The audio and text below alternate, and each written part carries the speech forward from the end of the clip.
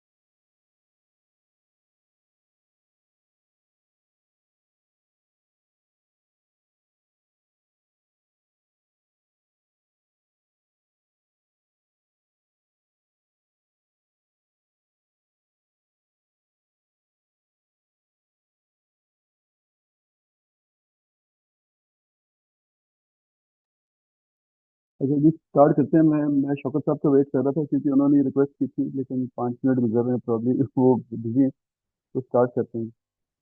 अच्छा, हमारे पास आज 3 एजेंडा पॉइंट्स हैं।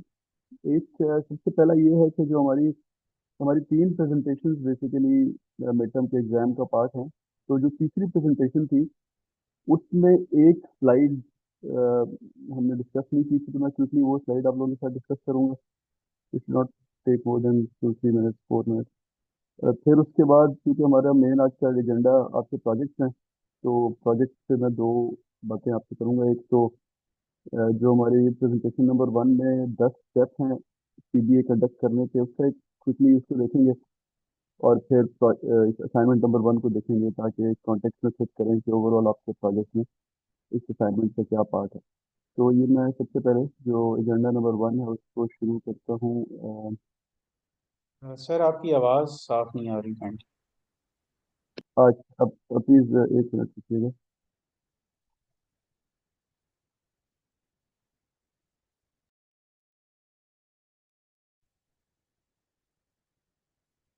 अच्छा जी, अब बेहतर है आवाज। जी सर अभी बहुत बेहतर। जी सर, बहुत क्लियर है आप। अच्छा अच्छा, बहुत सॉरी, मैंने ईयरफोन्स पहने हुए थे तो मुझे आइडिया नहीं था उसके माइक में शायद आवाज़ जा रही थी। अच्छा जी, तो पहली चीज़ स्टार्ट करते हैं। जो हमारी प्रेजेंटेशन नंबर 3 में मैंने आपको कहा कि एक स्लाइड ऐड हुई है।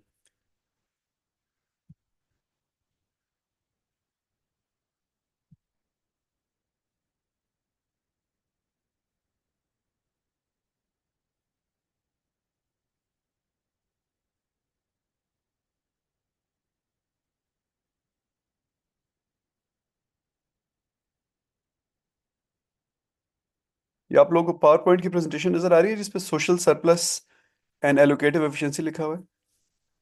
जी जी सर, सर। नजर आ रही है सर। अच्छा जी, तो एक मैं ज़रा पीछे जा रहा हूँ ताकि आपको कॉन्टेक्स्ट समझ आ जाए कि मैं बात क्या कर रहा हूँ। हमने डिमांड कर्व्स पढ़े थे आखिरी बार और सप्लाई कर्व्स पढ़े थे। तो ये डिमांड और सप्लाई कर्व्स की आइडिया ये था कि डिमांड कर्व का मतलब होता है कि जितने ज़्यादा डिमांड होगी उस उतनी प्राइस बढ़ती जाएगी। और सप्लाई कर्व का मतलब है कि जितनी ज़्यादा, यानी इसके ये इन्वर्स में भी पढ़े जाते हैं, जितनी ज़्यादा सप्लाई होगी उतनी प्राइस कम होती जाएगी। आगे आटे वो चीन के नहीं है। चीन के नीचे जो रास्ता होता है मनपुरा वाला। हाँ हाँ, मनपुरा वाला। अच्छा जी, तो सॉरी, आप लोग सब अपने आप को म्यूट कर लीजिएगा और जब बात करनी हो प्लीज़ उस वक्त ऑन कीजिए, क्या करें। तो जनरली स्पीकिंग इनवर्स पढ़े या सीधा पढ़े, आइडिया ये है कि किसी एक पर्टिकुलर प्राइस पे आप रखते हैं, फ़र्ज़ करें आप बेचने वाले हैं तो, और ये सो एंड सो प्राइस रखते हैं तो उस पर कितनी डिमांड होगी।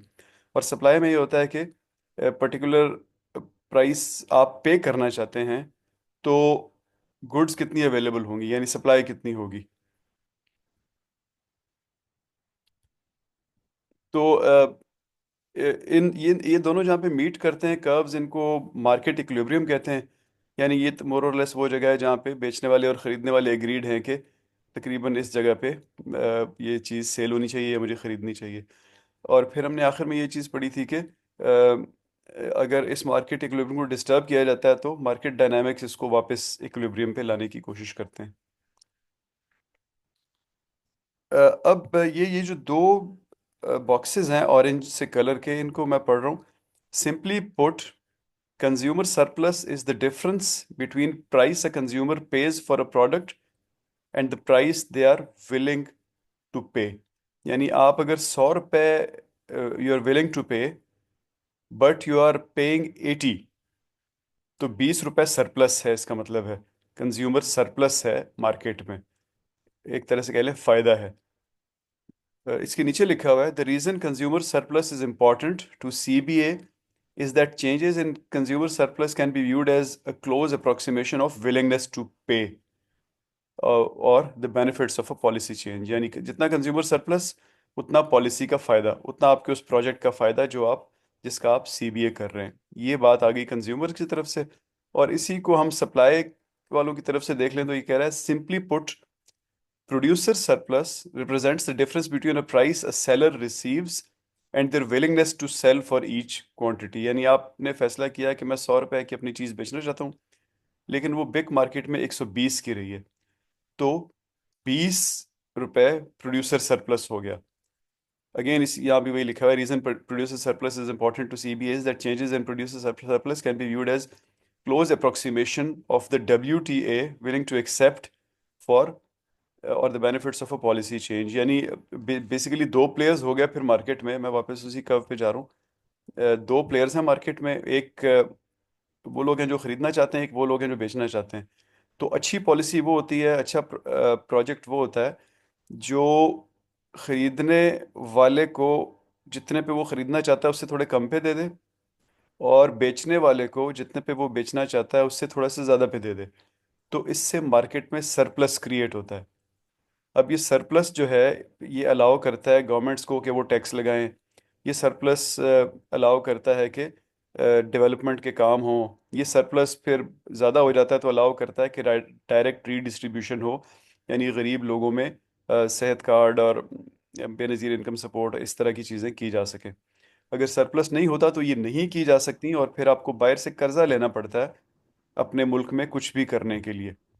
तो the idea of demand and supply curves is के अगर आपने मार्केट इकोनॉमी चलानी है, तो जो मार्केट में दो लोग हैं, एक बेचने वाला एक ख़रीदने वाला, उन दोनों को कोई ना कोई सरप्लस देना है ताकि उस सरप्लस को आप इस्तेमाल करते हुए अपनी गवर्नमेंट चला सकें। और इन दोनों पे बेस करके मैं आखिरी अब ये जो स्लाइड ऐड हुई है ये आपको दिखा रहा हूँ कि ये जो दोनों होते हैं कंज्यूमर सरप्लस और प्रोड्यूसर सरप्लस, इनको मिला के जो चीज़ बनती है इसको कहते हैं सोशल सरप्लस। अब ये ऊपर वाली जो तस्वीर है इसको देखें तो ये वही डिमांड और सप्लाई का आपस में कट हो रहे हैं एक जगह पे, और पीछे एक जो डार्क वाला एरिया है वो कंज्यूमर सरप्लस है, जो लाइट वाला एरिया है वो प्रोड्यूसर सरप्लस है, और ये जो सारा एरिया है ये सोशल सरप्लस है। और यही वो पैसा है जिसके बारे में मैं आपको बता रहा था कि इसके मुख्तलिफ यूजेस फिर होते हैं। शौकत सुल्तान प्लीज़ म्यूट कर लें अपने आप को। अच्छा जी, तो मैं थोड़ा सॉरी इस पे थोड़ा सा और आपसे बात सर करूंगा। एक्सक्यूज मी, जी जी। If I may interrupt.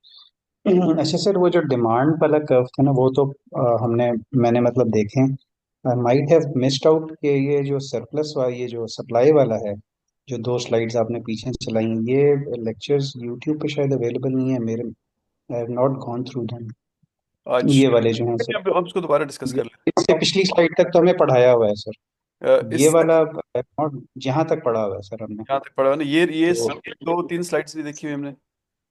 जी अच्छा सर, ये नहीं अच्छा, देखी हमने। ठीक है जी, ये भी देख लेते हैं। अच्छा जी, यहाँ पे लिखा हुआ है कि कोई भी सप्लायर या कोई भी बिजनेस करने वाला जब कोई बिजनेस करता है तो काइंडली आप लोग म्यूट कर लीजिए। जावेद जद्दी, आप प्लीज़ परमानेंट म्यूट रखें जब तक आपने बोलना नहीं है।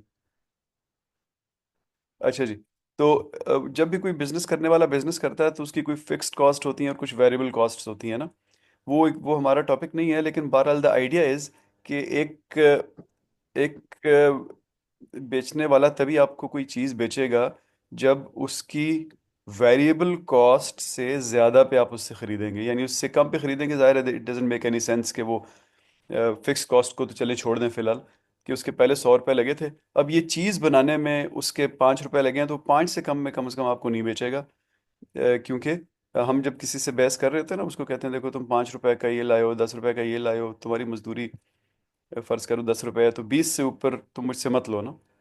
तो ऑब्वियसली फिर वो आगे से आपके साथ बहस तो कर सकता है कि मैंने ट्रेनिंग की, मैंने फलाना कोर्स किया, उसको भी मैंने ऑफसेट करना है, मेरा घर का खर्चा, मेरा ये, मेरी गाड़ी का खर्चा।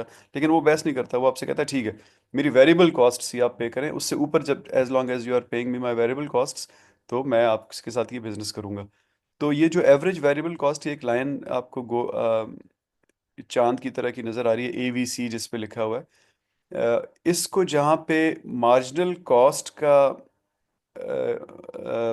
जो एक टोटल वेरिएबल कॉस्ट से एक्सटेंड होके एक मार्जिनल कॉस्ट कॉस्ट की लाइन ऊपर जा रही है, ये जहाँ पे कट कर रहा है, यानी ये पॉइंट जहाँ से शुरू हो रहा है, जहाँ पे एरो लगा हुआ है ये वाला, इससे ऊपर ये वाला हमारा सप्लाई कर्व है। हम इसको पहले अलग से देख रहे थे सप्लाई कर्व को ना, लेकिन एक्चुअली सप्लाई कर्व ये होता है।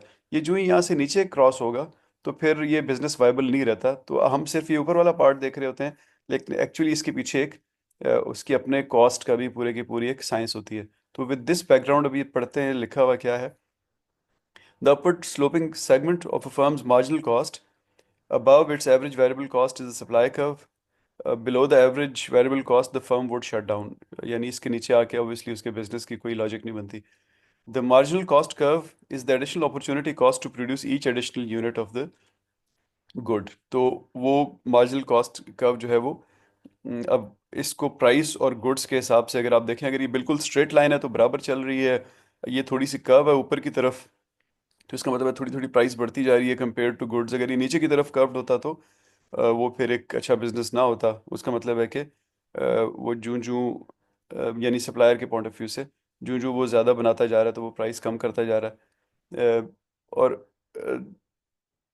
आखिर में लिखा है the area under the curve represents the total variable cost. ये जो इस कर्व के नीचे की एरिया है, ऑब्वियसली प्रैक्टिकली सिर्फ ये छोटा सा ये ट्रायंगलिश सा जो एरिया है इसकी बात हो रही है प्रैक्टिकली, क्योंकि इससे नीचे वो बिजनेस ही नहीं करेगा।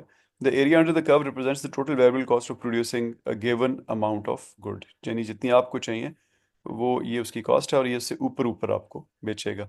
तो सप्लाई कर्व वैसे तो आसान समझने में तो यहाँ पे था कि आपको इतने पैसे मिलेंगे तो आप इतनी चीज़ें सप्लाई करेंगे, बेसिक कॉन्सेप्ट ही है। नीचे देखें, प्राइस अगर 3 है तो आप 210 यूनिट्स सप्लाई करेंगे।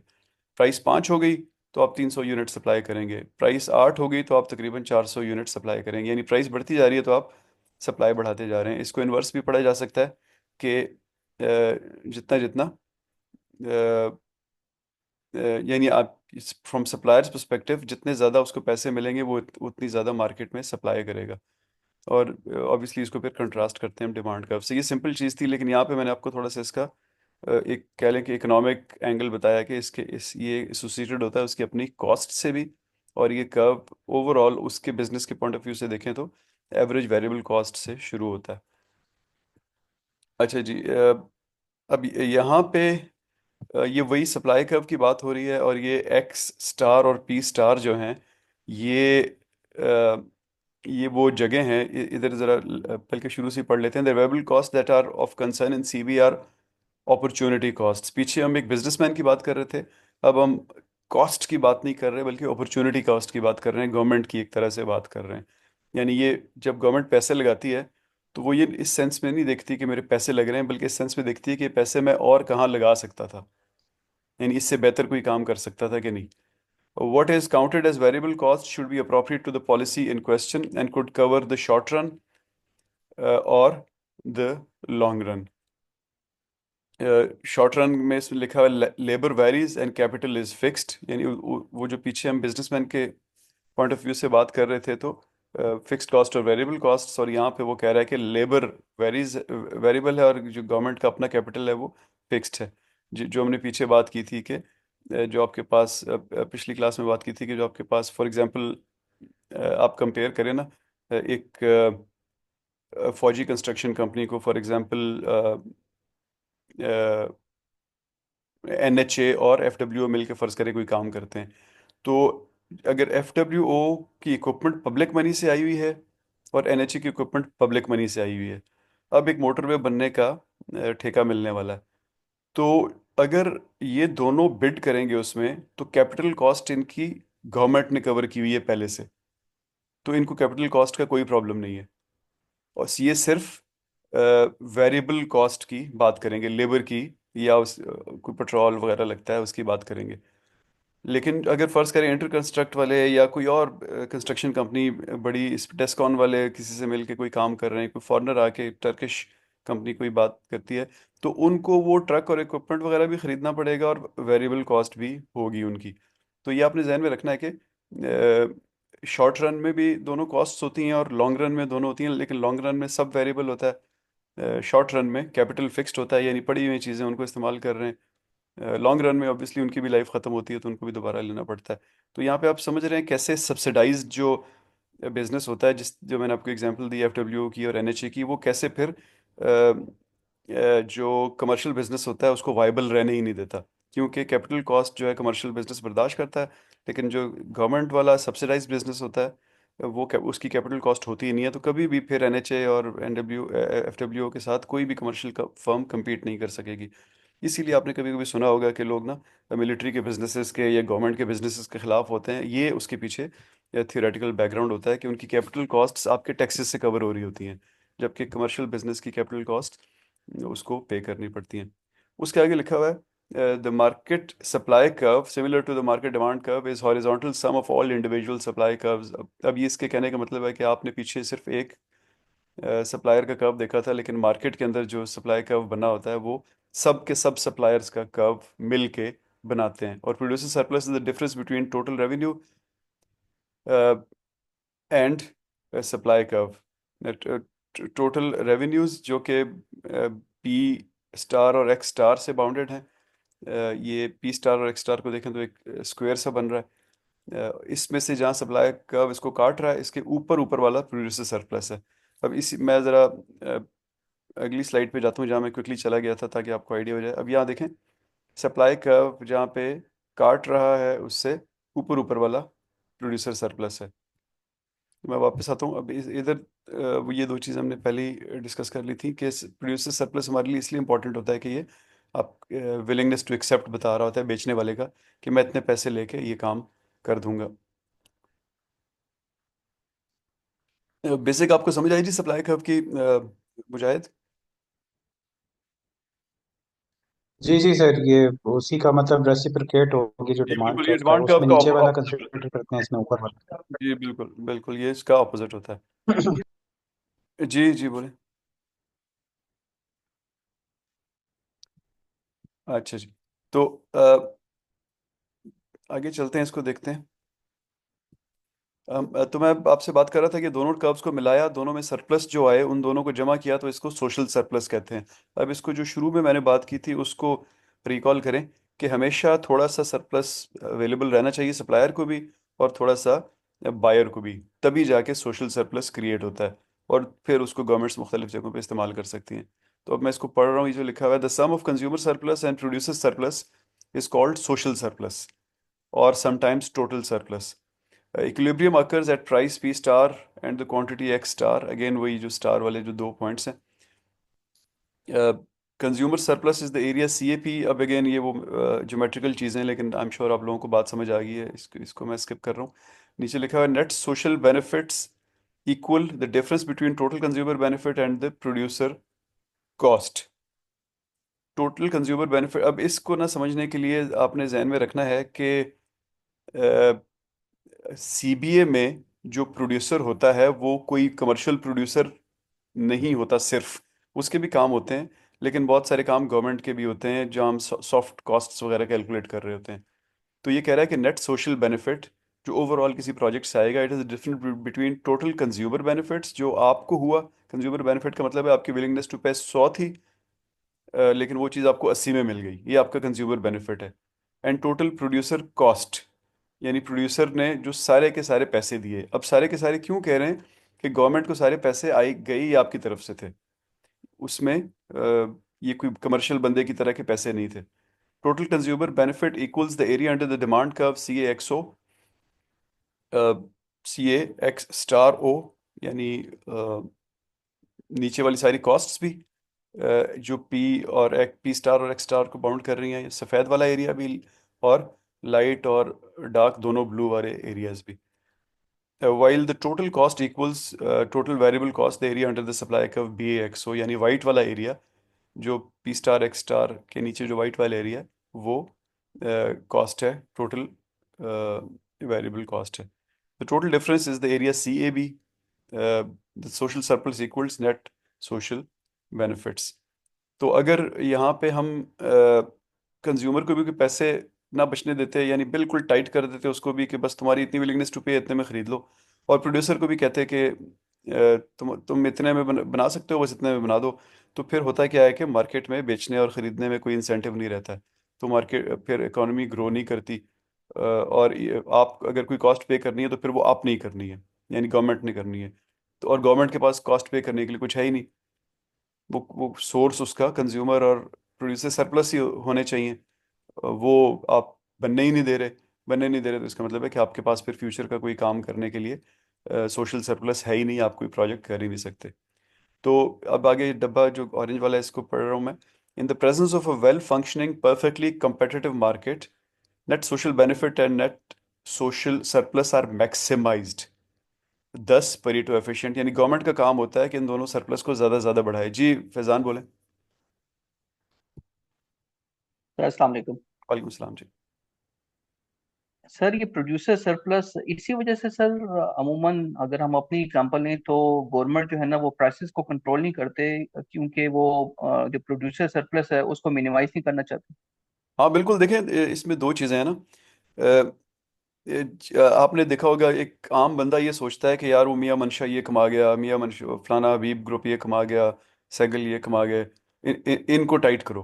और उनकी एग्जांपल्स हमें सोशल मीडिया पे नज़र आ रही होती हैं, पैसे उड़ा रहे हैं, ये कर रहे हैं, वो कर रहे हैं। लेकिन गवर्नमेंट ऑब्वियसली उस नज़र से नहीं देखती। गवर्नमेंट को ये लोग चाहिए होते हैं, क्योंकि यही वो सोशल सरप्लस में बहुत बड़ा एक पार्ट लेके आ रहे होते हैं। कंज्यूमर्स उस वक्त लेके आते हैं जब आप मार्केट एक ऐसी रखते हैं कि कंज्यूमर के पास कुछ there is money to spare ना। आप यानी आपको तनख्वाह इतनी मिलती है कि आप अपने सारे काम कर लें, और उसके बाद भी आपके पास 20-25% हो कि आप उसमें कंजम्पशन कर सकें। अगर आपके पास वो नहीं होंगे, आप कंजम्पशन नहीं करेंगे, फिर प्रोड्यूसर भी कुछ नहीं कर सकेगा। तो दोनों साइडों पे आपको चीज़ें रखनी पड़ती हैं। ये जिस चीज़ की आप बात कर रहे हैं, ये बेसिकली ये मार्केट डायनामिक्स होते हैं कि गवर्नमेंट बेस्ट तरीका यही होता है कि मार्केट्स को छोड़ दे अपने हाल पे। लेकिन वो प्रैक्टिकली हमने बार बार देखा है कि मार्केट्स को जब अपने हाल पे छोड़ते हैं तो लोग उसको उनको मैनिपुलेट करते हैं। उनको मैनिपुलेट करते हैं और अपनी मर्जी की पॉलिसी मेकिंग करते हैं और उसमें से विंड फॉल्स लेते हैं। तो फिर ये एक सोशलिस्ट सिस्टम ये होता है कि आप मार्केट को कुछ ना करने दें, खुद कंट्रोल करें। और कैपिटलिस्ट सिस्टम ये होता है कि आप सारे का सारा खुद कुछ भी ना करें, मार्केट को सरप्लस क्रिएट करने दें और वो जो वहाँ से जो पैसे आते हैं उनको इस्तेमाल करें। लेकिन प्रैक्टिकली कहीं बीच में फिर करना पड़ता है। आपको पॉलिसीज़ बार बार चेंज करनी पड़ती हैं ये कि कोई मैनिपुलेशन ना कर सके।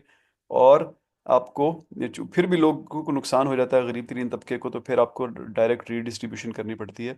डायरेक्टली लोगों को पैसे देने पड़ते हैं, या उनकी सेहत को सब्सिडाइज करना पड़ता है, या किसी न और चीज़ को सब्सिडाइज करना पड़ता है। अब इसमें फिर कुछ एक और चीज़ ये आती है कि कॉमन्स आ जाते हैं। कुछ ऐसी चीज़ें होती हैं जो सबका फ़र्ज़ होता है उनको ठीक करना, लेकिन कोई भी ठीक नहीं करता है। जैसे इन्वायरमेंट हो गई, जैसे पार्क्स हो गए, जैसे रोड्स हो गई। आप जब रोड पे ट्रैवल कर रहे हैं तो आपके पास कोई इंसेंटिव नहीं होता कि आप ऐसे टायर ना इस्तेमाल करें जो कि रोड को ख़राब कर रहे हो। सख्त टायर ना इस्तेमाल करें। आप करेंगे तो उस रोड की लाइफ कम हो जाएगी। इसी तरह जब आप पार्क में हैं तो आपके पास कोई इंसेंटिव नहीं होता कि आप कुर्सी के पाँव अंदर ना घुसाएं। आप कहते हैं मैं आया हूँ, बैठो, आप कुर्सी के पाँव तो अंदर जाएंगे, थोड़ी सी ग्रास तो ख़राब होगी। इसी तरह और भी सारी चीज़ें, जिस तरह चरने के एरियाज़ होते हैं गांव में जहाँ भैंसें बकरियां चरती हैं, कॉमन्स एरिया जिनको हम शामलात